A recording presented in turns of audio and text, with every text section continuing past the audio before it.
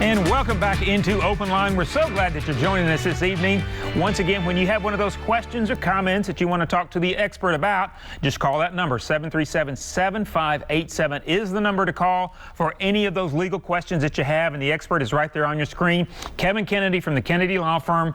Kennedy Law Firm's been in business over 35 years, doing what they do best, helping you, getting you through things. And a lot of times you're like me, you got to go to the lawyer because you have the questions and you're not sure of the answers. Kevin's the one that has the answers for you. So give us a call when you do have one of those questions. All right, we are going back to the lines right now. Charles is on the line with us. Charles, good evening. We're glad that you're with us. Do you have a question for Kevin? Yes, sir, I do. All right. Okay. Charles is on the line with us. Charles, good evening. We're glad that you're with us. Do you have a question for Kevin? I have one question for him. Can a policeman from another county cross the county lines and go into your house without a search warrant? Okay, here's the deal, Charles. Charles, you might turn your TV down just a little bit to help go backwards and forwards. The real world is this. They can't go across county lines legally unless it's in hot pursuit. So if they were chasing somebody from Stewart County to Montgomery County and they cross the line, hot pursuit, hello, come in, that's it. Now, as a general rule, no one can go into your home without a search warrant unless you give them permission. Now, if they think that there is a crime or there is something in plain view that they could see when you open the door, that there's marijuana on the table, or there's cocaine, or there's scales, then that's plain view, and that's an exception to that search warrant. If they pulled you over in the car and they have a strong smell of alcohol and they look in on the dash and there's an open container, they got you. Then they can search the car, they can find guns, they can find whatever. So you're really slick. I teach people, don't give them permission, because many times if you don't have a right to come in, then that solves the case. If you let them come in, you gave them permission. And the question gets down to, in the real world, in the courts, the people say, I never gave permission, and sometimes the police say they gave me permission.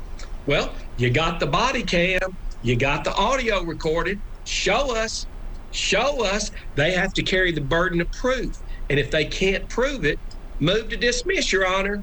If we're in the big leagues, in the jury trials, move for judgment of acquittal, Your Honor, please. Then it's on the judge. He'll look at it and says, gentlemen, you didn't prove your case. I don't see that this has risen to the level necessary. Case dismissed. So you did an excellent job. Everybody's got rights. If they come to your house and knock on the door, we want to come in. You say, no, I don't give you permission to come in. I'll talk to you through the door, or I'll come outside. And sometimes they push themselves in. Of course, we will say that's an illegal search and seizure. That's a violation of our U.S. constitutional rights and the state of Tennessee Constitution. All right, great to know. Charles, that was a great question. Thank you so much, Charles, for the question. And Kevin, I've got to follow up on that one. If that officer came to your door, did not have the search warrant, and was maybe attempting to come in, could you take your camera out and start the video? You sure can. We see it all the time. And again, they're saying, we're going to knock the door down. You might say, sir, before you knock the door down, will you get your supervisor? And so sometimes that changes things, because again, what are you going to do if they knock the door down? They said, well, I saw something inside that gave us the right to do this. You see, there's a lot of gray areas, but I don't want to waive my rights. I would teach my family and my children, if they showed up and said, we want to look at this, I said, well, tell me what you're looking for, and I'll look and see if it's there. No, that's not the way we play that game. Because remember, many times the public is trained better on open line than the police have been trained at the police academy. And so it takes sophisticated judges to lay the argument out, to show that they were wrong. That's why we have courts. That's why we have justice in America. And Kevin, even one more follow-up on that, talking about being able to take your camera out. Let's say that you're in a traffic accident, some kind of accident on the road. Yes. Your person who maybe they rear-ended you, they get out, they're mad, they're going back and forth. Again, can you take your camera out and start recording the person that's talking to you or yelling at you? Absolutely, you can, and you probably should, because especially if they're confrontational, you always run the risk that blows them up. They get even meaner or madder. But I think in this world, I'm always saying document, photo, video, and try to protect yourself, because you're not being confrontational. They'll say, well, you're being confrontational, Kevin. No, I'm not. But if it was me and Sarah there, I'd say, Sarah, get the phone out, keep cool, and then I'll try to talk our way through that. We never know what we're going to face, Chuck. None of us, when we leave this studio tonight, any of us can be pulled over, involved in a car wreck. And so it's good to listen to all this. Absolutely. And Kevin, people often call in and they're talking, or thinking about, do I or do I not hire the lawyer? Do I just talk to the lawyer? How do I decide? It may be, especially when they're going up against what they often call the big guys. Maybe they're going up an insurance company, against a hospital, something like that, a nursing home. What do you advise people, the first thing that they should do when they feel like they've been treated wrong, mistreated, something's going wrong? Yes. What should they start to do? They should throw on the brakes immediately and get to a lawyer. You remember, Chuck, I use this as an illustration. I was robbed once, and when they robbed me, they put the gun on me, and then the police came and they said, Kevin, can you describe this gun? And I said, well, yes, it's a black automatic pistol. I understand guns. I know guns. And he said, can you tell me? And I said, well, did y'all get the gun? And the policeman said to me, he says, we're asking the questions. Whoa, wait a minute. I thought we were all on the same team. So then it changed the whole atmosphere of our conversation. Then they pulled the gun out. We all had a good relationship. Those guys were caught and prosecuted. But the truth is, what are y'all trying to jump on me? I was a victim of this circle. But I'll tell you, you're trying to identify the issues, avoid confrontation, protect yourself. The video is a good thing. And try to always avoid, those guys, when they pull, I didn't want that situation to escalate. Didn't want it, don't want it.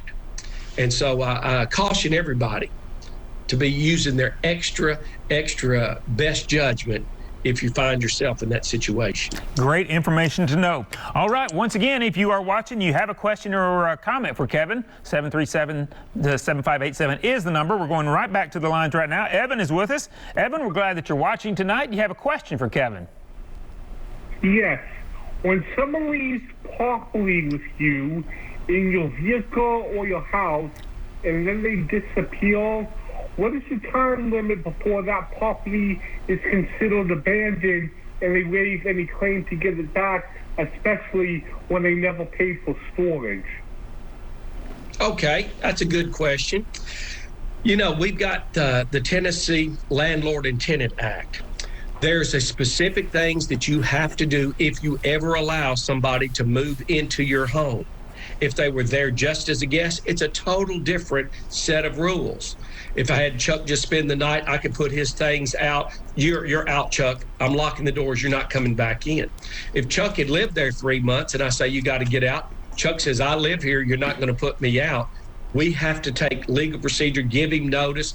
And if he still doesn't, he'll have to file a lawsuit, and we'd have to go and get an eviction.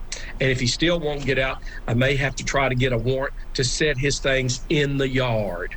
So I want to caution people about doing some research on trying to who you bring into your home, you rent an apartment with, you sign the lease. A lot of people do this. Well, I only want to pay half. Well, guess what? All the leases at these complexes, they're all saying you are jointly and severably liable for that lease. And you say, well, that's not fair. Know what you're signing when you sign it and be prepared to pay it. And then be extra. We see lawsuits every day. Before this week will be out, somebody will be at the Kennedy Law Firm and say, I got to get these people out. Well, then you're going to have to follow our advice, because you don't want to get sued yourself. So that's the name of the game. Talk to a lawyer privately, because you see, it still gets down to interpretation. Were they a guest, or were they living there, or were they a renter? A lot of gray areas, and a good lawyer will define that to your best interest. All right. Thanks so much for that call, Evan. We appreciate it. And Kevin, you know, again, as Tennessee gets more and more people coming in, moving into the state, moving into the city, the Nashville area, and all around, what happens? Because we've often seen more and more as people live in tighter quarters. Let's just say things, you know, that seem a little minor sometimes, loud music or loud partying, something like that. Someone calls the police. Do you have any authority when people are disturbing the peace, basically? Yes, you do. And you can call the police. They can issue citations. If they get out of hand, they can issue warrants. You have a right under Tennessee to have a use and enjoyment of your property.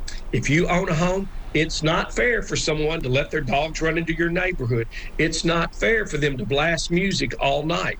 That's when you call the police. And then sometimes you'll have to get a lawyer. What do? We send letters, and most of the time a little letter from the lawyer, we clear it up.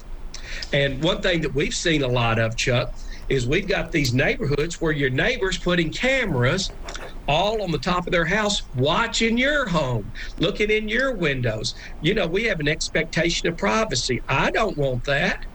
And you don't want somebody watching your children all the time. So there's things that we should talk to you privately about. One more mass thing that's going on, Chuck. I hope you're listening. I'm telling it because I'm on the front line. All these contractors, real estate is booming through Middle Tennessee. Well, guess what happened to all the contractor materials?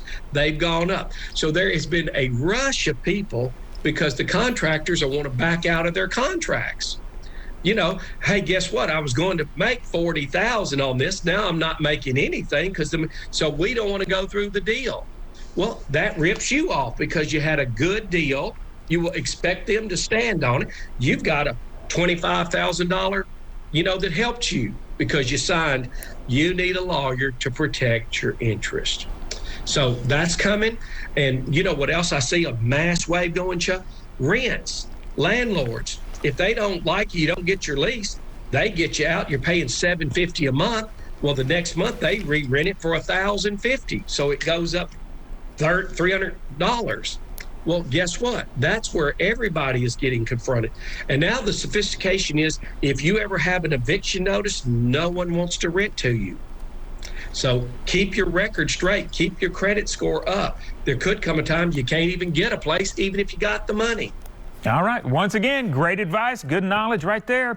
I tell you what, if you do have one of those questions, get online with us now. 737-7587 is the number. We do need to take a short break, but when we come back, more open line and talking with Kevin Kennedy from the Kennedy Law Firm. We'll be right back.